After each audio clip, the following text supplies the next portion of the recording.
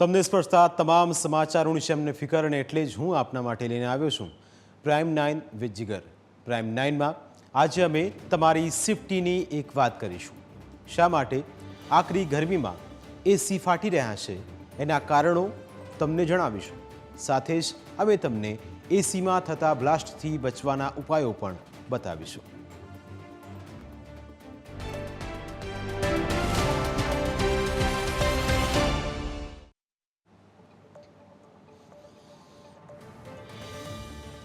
સવાલ એ કે આ એસી કેમ ફાટે છે? એર કન્ડિશન એટલે કે એસીમાં આગ લાગવાની ઘટનાઓ વધી રહી છે। ચોંકાવનારી વાત એ છે કે આગની આ ઘટનાઓ સામાન્ય નહીં પણ ભીષણ પ્રકારની છે। છેલ્લા કેટલાક સમયમાં બનેલી ઘટનાઓ પર નજર નાખશો તો આ વાત સમજાશે। અમે તમને એક પછી એક ઘટનાઓ જણાવીશું જેનાથી આપને વિગતે એનો ખ્યાલ આવે કે આખરે એસી કેમ બોમ્બ બન્યા છે। દિલ્હી પાસે નોઈડામાં સેક્ટર 100માં એક દુર્ઘટના ઘટી। લોટસ બુલવર્ડ સોસાયટીમાં ગુરુવારે સવારે ભીષણ આગ લાગી। સોસાયટીના એક ફ્લેટમાં એસીમાં પ્રચંડ વિસ્ફોટ થયો। આગ ફ્લેટના બીજા બેડરૂમ સુધી ફેલાઈ। ફ્લેટના 2 બેડરૂમમાં આગ ફેલાઈ જતા વધુ બળીને રાખ થઈ ગઈ। એસીમાં આગ લાગી પછી જોરદાર એક વિસ્ફોટ થયો। આગ ઝડપથી ફેલાઈ ગઈ। સદનસીબે આગ બાજુના ફ્લેટ સુધી પહોંચી ન હતી। ઘરમાં પણ કોઈ ફસાયું નહીં, તેથી કોઈ જાનહાનિ થઈ ન હતી। આગ લાગી ત્યારે ઘરના તમામ લોકો બહાર આવી ગયા હતા। સાવચેતીના ભાગરૂપે નજીકના ફ્લેટમાંથી લોકોને શિફ્ટ કરાયા। આજુબાજુના ફ્લેટ પર પણ પાણીનો છંટકાવ કરવામાં આવ્યો હતો। એટલે આગની આ ભીષણ ઘટના। સોસાયટીમાં લાગેલા ફાયર ઇક્વિપમેન્ટ અને ફાયર બ્રિગેડે ભારે જહેમત બાદ આગને કાબૂમાં લીધા, તેથી મોટી દુર્ઘટના સર્જાતા પણ રહી ગઈ। આખો દિવસ મીડિયામાં નોઈડાના બહુમાળી ઇમારતના આ ફ્લેટમાં લાગેલી આગના દ્રશ્યો ચાલતા રહ્યા અને લોકો બ્લડ પ્રેશર વધારતા રહ્યા। આ ઘટના પછી નોઈડા ફાયર બ્રિગેડના અધિકારી પ્રદીપ કુમારે માહિતી આપી કે ગરમીમાં એસી ફાટવાની ઘટનાઓ વધી રહી છે। છેલ્લા કેટલાક દિવસોમાં 10થી 12 એસી ફાટવાની ઘટનાઓ અમે તમને માહિતી મળી। આ ઘટનાઓ રહેણાંક અને બિઝનેસ ટાવર્સમાં બની છે, તેથી ચિંતાનો વિષય કહેવાય। એટલે હવે આ એસી કેમ બોમ્બ બન્યા છે તેની પણ માહિતી આપને આપી। 27મી મેના દિવસે મુંબઈના બોરીવલ્લી વેસ્ટના એક ફ્લેટમાં દુર્ઘટના સર્જાઈ। એસી ફાટતા ભીષણ આગ લાગી। આગે ભીષણ સ્વરૂપ ધારણ કર્યું। બોરીવલ્લીમાં પણ આગના કારણે આખું ઘર બળીને રાખ થઈ ગઈ। સવાલ એ છે કે આખરે આવી ઘટનાઓ ઘટે છે કે? આ પહેલા ગયા મહિને ગુજરાતના ગાંધીનગરમાં પણ એસી ફાટતા આગ લાગી હતી અને તેમાં તો જાનહાનિ પણ થઈ હતી।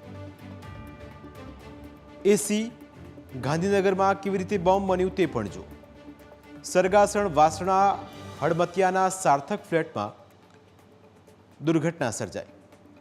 ફ્લેટના 4થા માળે આવેલા મકાનમાં એસીમાં શોર્ટ સર્કિટ થયું। શોર્ટ સર્કિટ થતાં આ ભીષણ આગ લાગી હોવાનું સામે આવ્યું। ગુજરાત નેશનલ લો યુનિવર્સિટીના મહિલા પ્રોફેસર અને તેમની માતાનો બચાવ થયો। તેઓ ફ્લેટની બહાર નીકળી શક્યા, પણ સાસુ બહાર ન નીકળી શક્યા। 75 વર્ષના આ વૃદ્ધા આગમાં ભડતું થઈ ગયા અને મોતને ભેટ્યા। આ પ્રકારની ઘટનાઓ ચિંતા સમાન છે। આ પહેલા ગુજરાતના દ્વારકામાં પણ એક ઘરમાં એસીમાં બ્લાસ્ટ થયો હતો। આ બ્લાસ્ટના કારણે પરિવારના 4 લોકોના તેમાં મૃત્યુ થયા હતા, કેમ કે તેમને ઉઠીને બહાર નીકળવાનો મોકો જ મળ્યો ન હતો। આ ઉપરાંત હરિયાણાના હિસાર જિલ્લામાં આવેલી વીકે ન્યુરોકે હોસ્પિટલમાં પણ થોડા દિવસ પહેલાં જ એસીમાં બ્લાસ્ટ થયો હતો। હોસ્પિટલમાં એસીનું કમ્પ્રેસર ફાટવાના કારણે આગ લાગી ગઈ હતી. સદનસીબે કોઈ જાનહાનિ થઈ ન હતી. આ તો કેટલીક ચર્ચાસ્પદ ઘટનાઓની વાત કરી, પણ છેલ્લા કેટલાક સમયથી ગુજરાત અને ઉત્તર ભારતમાં આ રીતે એસીમાં આગની ઘટનાઓ ઉપરાછાપરી બની રહી છે. ભીષણ ગરમીના કારણે ઘરમાં લાગેલા એસી ફાટવાની ઘટનાઓ નિરંતર વધી રહી છે અને એટલા જ માટે આ પ્રકારના કિસ્સાઓ પણ સામે આવી રહ્યા છે. હવે સવાલ એ થાય કે એસી કેટલા સુરક્ષિત છે? લોકોના મનમાં ઉઠી રહ્યા છે સવાલો. સૌથી મોટો સવાલ, એસી ફાટવાના કેસ કેમ વધી રહ્યા છે? બીજો સૌથી મોટો સવાલ કે એસી ફાટવાનું કારણ વધતું તાપમાન છે.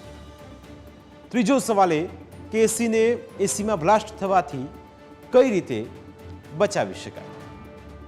સોશિયલ મીડિયા પર સલાહો આપવામાં આવે છે, પણ શું આ સલાહો સાચી છે?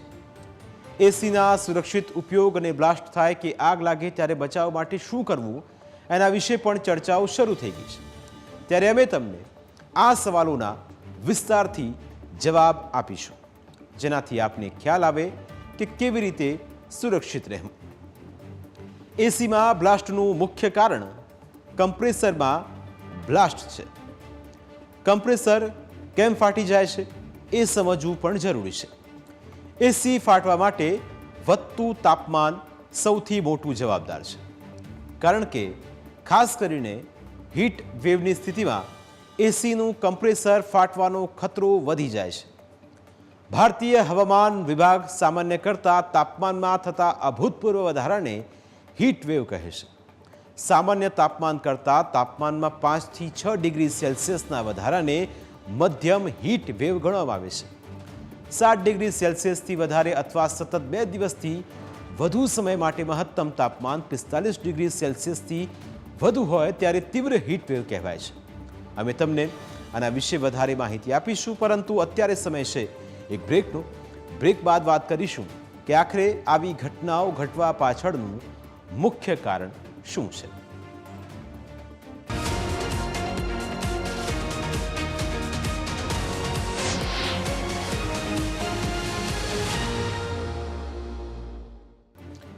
અમે આજે તમને એસીમાં બ્લાસ્ટ થવાની ઘટનાઓ વિશે માહિતી આપી રહ્યા છીએ, પણ આખરે આ તેની પાછળના મુખ્ય કારણો કયા છે? કઈ રીતે થાય છે બ્લાસ્ટ? વધતા તાપમાનના કારણે કમ્પ્રેસરનું તાપમાન વધે છે. તાપમાન વધતા બ્લાસ્ટ થાય છે. એસીમાં કમ્પ્રેસર અને કન્ડિશનર હોય, અને કમ્પ્રેસર રેફ્રિજરન્ટ ગેસનું પ્રેશર વધારે છે અને સુપર હીટેડ વેપરમાં ફિરબીમે કન્ડિશનર પાસે મોકલે છે.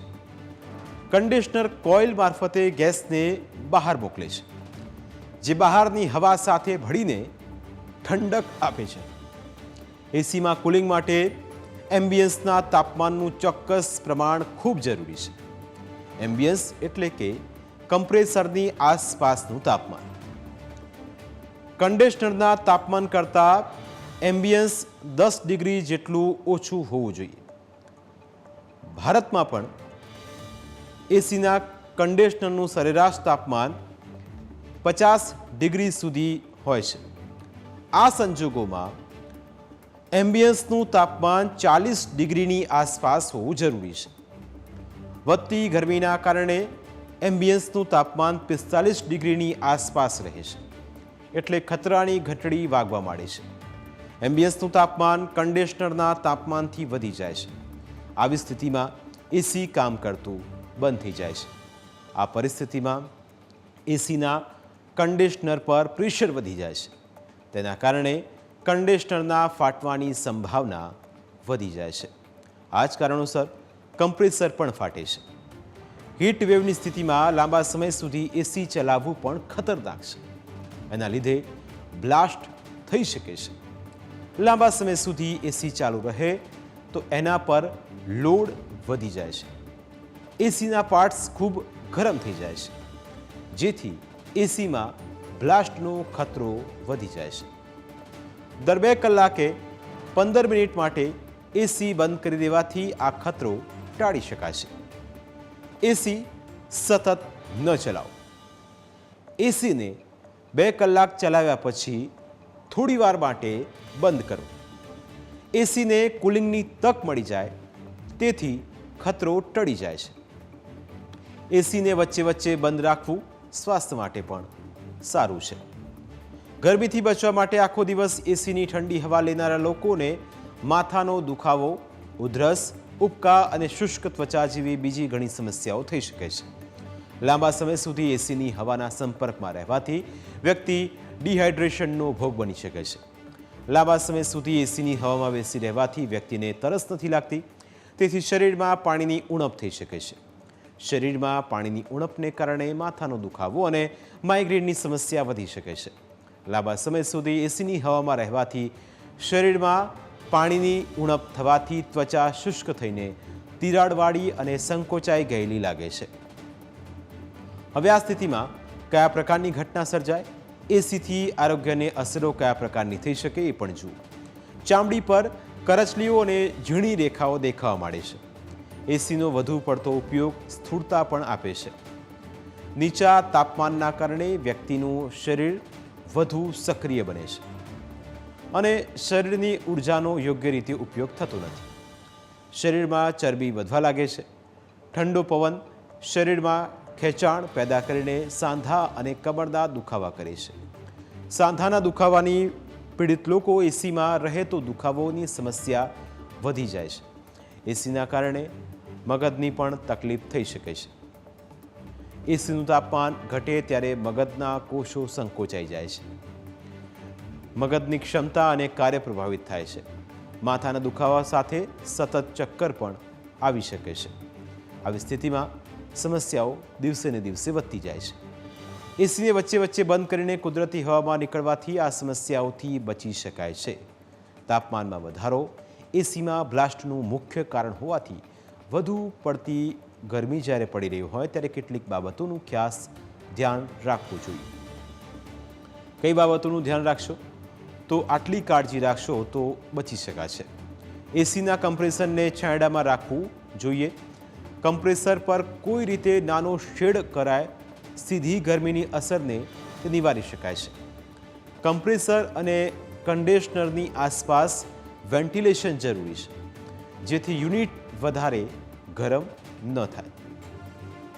જે લોકો નવું એસી ખરીદતા હોય એ લોકો એસીની ખરીદીમાં એક મહત્વની ટેકનિકલ બાબતને ધ્યાનમાં લે તો પણ વધારે તાપમાનમાં બ્લાસ્ટ થવાથી બચી શકે છે. આપણે ત્યાં એલ્યુમિનિયમના કન્ડિશનર અને તાંબાના કન્ડિશનર એમ 2 પ્રકારના એસી મળે છે. આ પૈકી એલ્યુમિનિયમના કન્ડિશનરવાળા એસી કરતાં તાંબાના કન્ડિશનરવાળા એસી યોગ્ય મનાય છે. જેના કન્ડિશનર તાંબાના હોય એ એસી એલ્યુમિનિયમ કન્ડિશનરવાળા એસી કરતાં વધુ મોંઘા હોય છે. જો કે તાંબાવાળું કન્ડિશનર વધુ સારું કહેવાય છે. વૈજ્ઞાનિક કારણ તે માટે જવાબદાર છે. તાંબુ પાણી કે હવામાં ભેજ સારી રીતે કોઈ પ્રક્રિયા કરતું નથી, તેથી ક્ષારને કારણે ખરાબ થતું નથી. આ કારણે તાંબુ વધુ મજબૂત કહેવાય છે. પોતાની લો સ્પેસિફિક હીટ પ્રોપર્ટીના કારણે તાંબુ જલ્દીથી ગરમ થતું નથી અને કુલિંગ પણ ઝડપથી થાય છે. તેથી એલ્યુમિનિયમના કન્ડિશનરવાળા એસીના બદલે તાંબાના કન્ડિશનરવાળા એસી ખરીદવા જોઈએ કે જેથી વધારે ગરમીમાં પણ સમસ્યા ન થાય. ટૂંકમાં વધારે તાપમાનના કારણે એસીમાં બ્લાસ્ટ લાગી શકે છે, પણ એને નિવારી પણ શકાય છે. આ સિવાય એસી ફાટવા માટે અન્ય કારણો પણ જવાબદાર હોઈ શકે છે, જેના વિશે અમે તમને માહિતી આપીશું. કયા પ્રકારના કારણો જવાબદાર હોઈ શકે એ પણ સમજો. એસી ફાટવા માટેનું એક કારણ ગેસ લીકેજ છે. રેફ્રિજરન્ટ લીક થતું એસીના ફાટવાનું સૌથી મોટું કારણ છે. રૂમને ઠંડો કરવાનું કામ કરનારા ગેસને રેફ્રિજરન્ટ કહેવામાં આવે છે. એસીમાં ગેસ ભરતી વખતે પણ બ્લાસ્ટ થઈ શકે છે. અમદાવાદમાં આવી જ ગંભીર ઘટના બની હતી. એસીની સારી રીતે સર્વિસ ન કરવામાં આવે તો તે રેફ્રિજરન્ટ લીક થઈ શકે છે. ગેસ ઇલેક્ટ્રિક સ્પાર્કમાં આવવાથી ધમાકાનું કારણ બને છે. કન્ડિશનરમાંથી ગેસ લીક થવાના કારણે પણ આવી દુર્ઘટના થઈ શકે છે. ઓછો ગેસ હોય, કન્ડિશનર પર દબાણ વધારે પડે છે, જેના કારણે કન્ડિશનર વધારે ગરમ થાય છે. આ કારણે આગ લાગવાની સંભાવના વધી જતી હોય છે. ખરાબ કોઇલના કારણે પણ એસીમાં આગ લાગી શકે છે. એસીના કુલિંગમાં કન્ડિશનર કોઇલ મુખ્ય ભૂમિકા ભજવે છે. કન્ડિશનર હવામાંથી ગરમીને બહાર કાઢે છે. કોઇલ ગંદકીના કારણે જામ થઈ જાય છે. આવી સ્થિતિમાં ગેસને પસાર થવામાં મુશ્કેલી પડે છે. આ કારણે કન્ડિશનર વધારે ગરમ થઈ જાય છે, જેથી આગ લાગવાનો ખતરો વધી જાય છે. વોલ્ટેજમાં વધઘટના કારણે પણ બ્લાસ્ટ થઈ શકે છે. સતત વોલ્ટેજના ઉતાર ચઢાવથી પણ કમ્પ્રેસર પર અસર થઈ પડે છે. એ પણ અકસ્માતનું એક કારણ બની શકે છે. અમદાવાદમાં શામળ 4 રસ્તા પાસેના સાંગરીલા મોલમાં એર કન્ડિશનરના કમ્પ્રેસરમાં ગેસ પૂરતા વખતે બ્લાસ્ટ થયો હતો. આ બ્લાસ્ટમાં અજય યાદવ નામના યુવકનું ઘટના સ્થળે જ મોત થયું હતું. એર કન્ડિશનરના કમ્પ્રેસરમાં ગેસ રિફિલિંગ કરતી વખતે તાપમાન વધારે હોય તો જોરદાર બ્લાસ્ટ થઈ શકે છે. લાંબા સમય સુધી મેન્ટેનન્સ ન કરાય એટલે ખરાબ મેન્ટેનન્સ રખાય તો એ બ્લાસ્ટનું કારણ બની શકે છે. એસી બહારની ગરમ હવાને પોતાની અંદર ખેંચીને ઠંડી હવા બહાર ફેંકે છે. હવા ખેંચતી વખતે ફિલ્ટરમાં ધૂળ જામી જાય છે. લાંબા સમય સુધી એસીની સર્વિસ ન કરવામાં આવે તો ગંદકી જમા થવા લાગે છે. આ કારણે ફિલ્ટર પણ દબાણ થાય છે અને કમ્પ્રેસર પર લોડ વધી જાય છે. કમ્પ્રેસર પર દબાણ વધવાથી બ્લાસ્ટ થવાનો ખતરો વધી જાય છે. ધૂળ જમા થવાથી કન્ડિશનર કોઇલ્સ પર ખરાબ અસર પડી શકે છે. પ્રાઇમ 9માં સમય થયો છે બ્રેકનો. બ્રેક બાદ વાત કરીશું વિકસતા ભારતની.